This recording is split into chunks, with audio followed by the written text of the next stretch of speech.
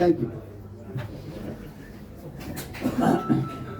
इससे पहले कि मैं प्रशांत किशोर जी को आमंत्रित करूं, मैंने पहले ही आपसे कहा था कि हम 2 विधानसभा क्षेत्रों के बारे में ऐलान करने वाले हैं।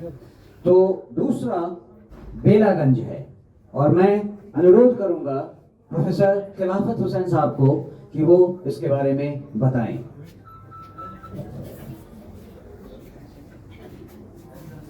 मौजूदा हाज़रीन को सलाम व आदाब। पटने में बेला संविधान क्षेत्र के लिए अमजद साहब को हम लोगों ने मिलकर इनको तय किया। क्या सूरत हुई, मैं तो नहीं था पटने में, बाद में यूनिवर्सिटी ने मेरा नाम प्रपोज कर दिया कि जब प्रोफेसर ही लड़ेंगे तो प्रोफेसर खिलाफत साहब लड़ेंगे। चाहे बहरहाल इतने दिन चलता रहा, मैं इसके लायक नहीं। मैं तालीम यानी पढ़ने पढ़ाने का मेरा मिजाज सियासी मिजाज नहीं। मेरी मुश्किलें सामने आ रहा था। हम इस दौड़ धूप का आदमी नहीं। उम्र भी मेरी आप देख रहे हैं। मुझे नौजवान साथी ही चाहिए। हालात कुछ ऐसे बन गए कि खैर मेरे भाई बाबू अमजद साहब को फिर किसी तरह तैयार किया गया। अब ये तैयार चुके हो गए, इसलिए मैं इन्हीं का नाम पेश कर रहा हूँ बेलागंज विधानसभा में। और मैं इसके साथ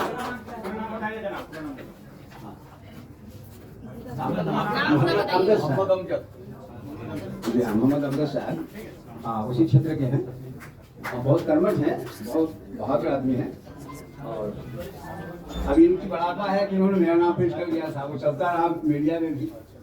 अब मैं परेशान था, लेकिन बहरहाल मुझे ये इत्मीनान दे दिया गया और हम अपने पार्टी के जो चीफ हैं प्रशांत किशोर जी, मैं इनका शुक्रिया अदा करता हूँ मुझे इसलिए। और मैं इनके साथ खड़ा हूँ, प्रशांत जी के साथ खड़ा हूँ, क्योंकि हमें ये तालीम दी गई है। जब हम अपने पार्टी के लीडर को लीडर मान लिया, आता है अतीउल्लाह व अतीउर रसूल व उलिल अम्र मिनकुम, तुम में जो अमीर बना लो, तब उसको जब मान लोगे तो गोया अपने नबी सल्लल्लाहु अलैहि वसल्लम की बात मान लोगे तो फिर अल्लाह की बात गोया मान लिया।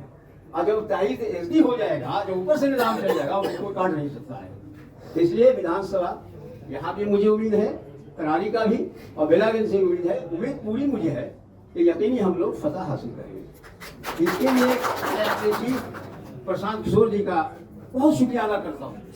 इन्होंने जो सोच अपना बनाया है, इंसानियत बुनियाद बनाया है। हाँ, मजहब नहीं सिखाता आपस में बैर रखना, सारे जहां से अच्छा हिंदुस्तान हमारा, हम बोल रहे हैं सिलसिला हमारा। हिंदू मुस्लिम सिख ईसाई हम सब हैं आपस में भाई भाई, सब हम लोग आदम अलैहिस्सलाम के सब औलाद हैं। ये तफरीक बीच में आया है, इसको हमें मिटाना। इसलिए इन बातों के बाद आप तमाम हाजिरीन का मैं शुक्रिया अदा करता हूँ, आप लोग को धन्यवाद देता हूँ। आप मेहनत करें, कामयाबी इंशाल्लाह कदमों छुएगा। इन्हीं बातों के साथ मैं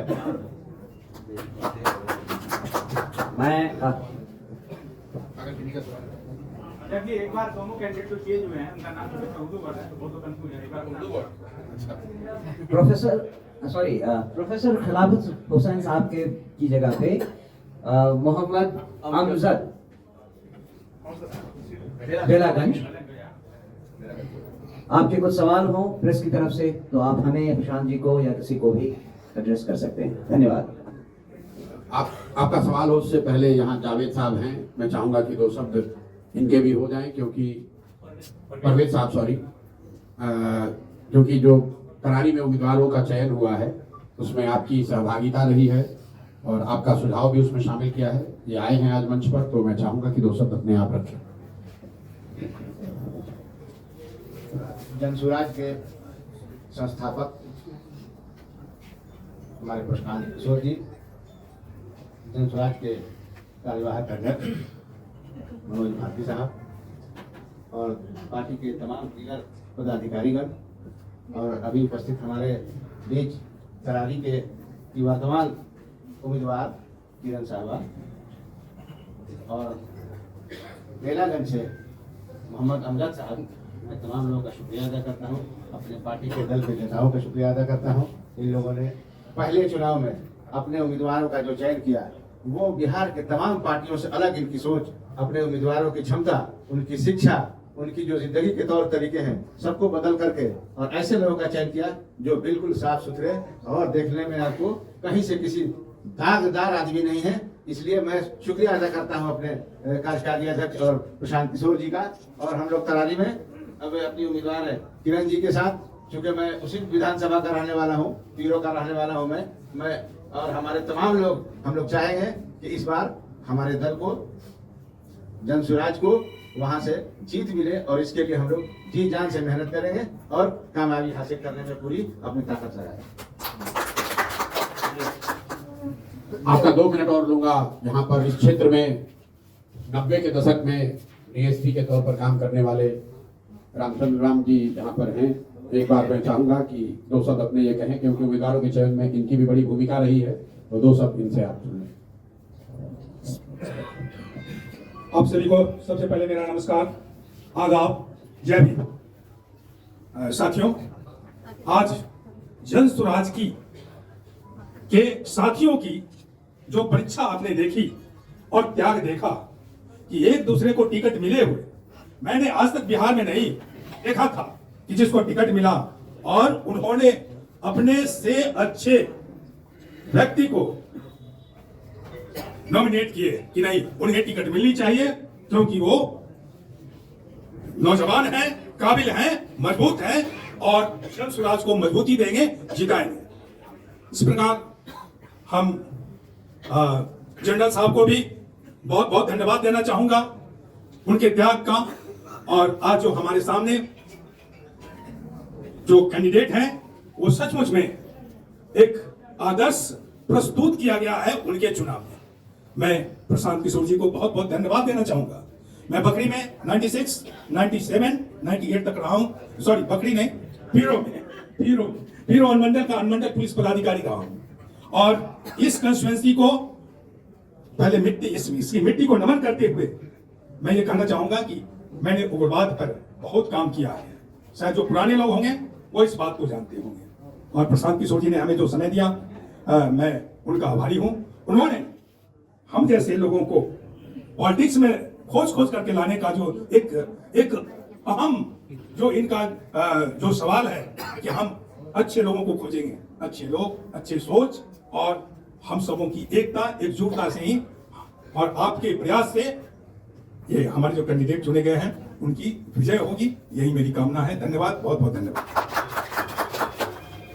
साथियों, बहुत बहुत धन्यवाद आप सबके पेशेंस के लिए। पहले तो आपको थोड़ा देर इंतजार करना पड़ा है, हम लोग थोड़ा देरी से आए हैं, उसके लिए माफी चाहते हैं। जो रास्ता हम लोगों ने लिया था उसमें वन वे हो जाने की वजह से पता हम लोग को नहीं था, 15-20 मिनट हम लोग जाम में फंस गए।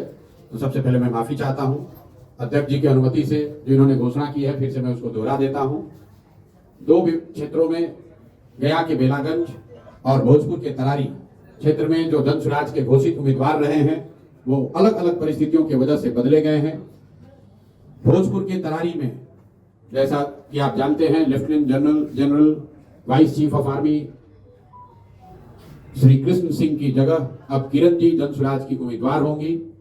उसी तरह बेलागंज में प्रोफेसर खिलाफत हुसैन की जगह अब अमजद साहब जन स्वराज के उम्मीदवार होंगे। मैं अपने तौर पर प्रोफेसर खिलाफत हुसैन का और जनरल साहब का तहे दिल से शुक्रिया अदा करता हूं कि इन्होंने वो रास्ता जन स्वराज को खोजने में, आगे बढ़ने में इन्होंने मदद करी है। हमें आपसे कुछ छुपाना नहीं है। बहुत लोग टीका टिप्पणी करेंगे, अरे भाई इन लोगों को तो पता नहीं था, जन स्वराज ने पहली शुरुआत की, उसी में इनको धक्का लग गया। वो ठीक बात है, हम लोग नए हैं, नया प्रयास है, उसमें 1-2 स्टेप गलत हो सकता है, लेकिन हम लोग की ईमानदारी में, हमारे प्रयास की शुद्धता में कहीं कोई कमी नहीं दिखेगी। जिनको उम्मीदवार बनाया गया, अगर वो नहीं बन पा रहे हैं, वो भी आपके सामने बैठे हुए हैं। हम ये नहीं कह रहे हैं कि उनको किसी ने घेर कर हटा दिया, लेकिन ये जरूर हमने कहा भगवान प्रेस कॉन्फ्रेंस में कि जो व्यवस्था है वो प्रो इनकम्बेंट है। जो पहले से स्थापित दल हैं उनके लिए चुनाव लड़ना आसान है, नए लोगों का आकर चुनाव लड़ना बहुत मुश्किल है। आप देखिए, जनरल साहब से बड़ा इसका कोई उदाहरण नहीं हो सकता है। ये कलत के रहने वाले हैं, बिहार के सबसे काबिल बेटों में इनकी गणना होनी चाहिए। ये व्यक्ति बिहार का सियाचिन में सेना को लीड कर सकता है, देश में सेना को रिप्रेजेंट कर सकता है, लेकिन तरारी में चुनाव नहीं लड़ सकता है, अपने घर में चुनाव नहीं लड़ सकता है। क्यों? क्योंकि यहाँ के इलेक्टोरल रोल में मतदाता सूची में इन्होंने अपना नाम दर्ज नहीं कराया है। तो भाई जो नौकरी में है, जहां पर वो नौकरी करता है, उसकी जिम्मेवार नागरिक होने के नाते ये जिम्मेवारी है कि वहां वोट दे। जनरल साहब नोएडा में रहते थे, नोएडा में इनका वोटर लिस्ट में नाम है, वहां से हम लोगों ने नोटिफाइड कॉपी यहाँ लगाया, फॉर्म 8 भी भरा और यहाँ के प्रशासन को यह अनुरोध किया कि इनका मतदाता सूची में यहाँ नाम शामिल किया जाए। लेकिन रूल का हवाला देकर यहाँ के प्रशासन और इलेक्शन कमीशन ने यह कहा कि 15 तारीख के बाद जब आचार संहिता लागू हो गई तो हम लोग नया मतदाता सूची में नाम नहीं जोड़ सकते। हम लोगों ने अपनी ओर से सारी कानूनी सलाह ली, जितने यहाँ कानूनविद हैं यहाँ पर सुप्रीम